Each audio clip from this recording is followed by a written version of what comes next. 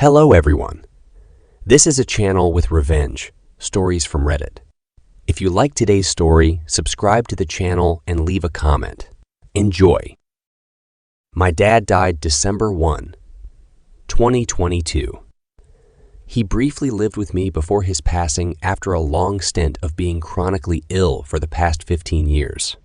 As his health declined, he relied more on my mom for things. Prior to this, she was never a great person and fully took advantage of his disability and mobility issues as he declined. For years, she claimed to be separated and divorced, talking to other men on the internet. She made claims many times she was going to move away and marry someone else. In addition, she took advantage of him financially. We tried every legal avenue we could find to have her kicked out, arrested, or force her out. But those attempts were met with responses that it was a civil matter, and there was nothing that could be done. He made me durable POA and added me to all his accounts. This is a small portion of her abuse, but I promise her actions were no less than neglectful and exploitive. I tried for years to get my dad to move in with me, but he wasn't leaving the house. He worked so hard to pay for. I brought him home on hospice the day after Thanksgiving and made sure his final days were the best they could be. After meeting with the funeral home to carry out his final wishes, I was told they required consent from my mother to allow me to cremate him. It was no surprise she initially told me no, and only agreed after I allowed her to keep the Social Security survivor benefits, which would have been hers anyway. I wrote his obituary and left her out of it. There was not a single word or mention he'd ever been married or had a spouse. I didn't feel she deserved to be recognized or viewed as a grieving widow when she spent their marriage as a shitty spouse in person.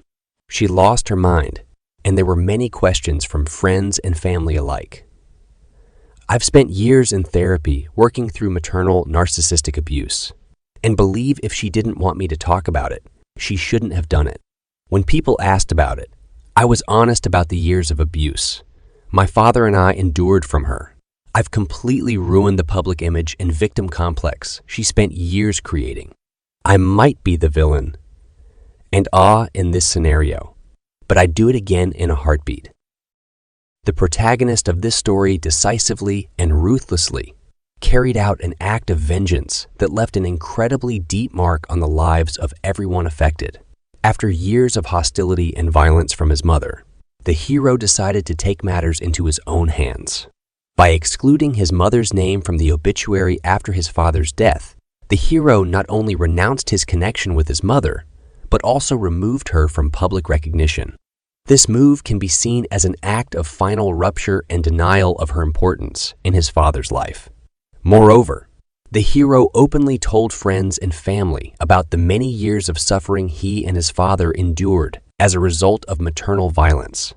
This action can be seen as an attempt to expose and publicly condemn the mother's actions, perhaps in order to gain the support and sympathy of others.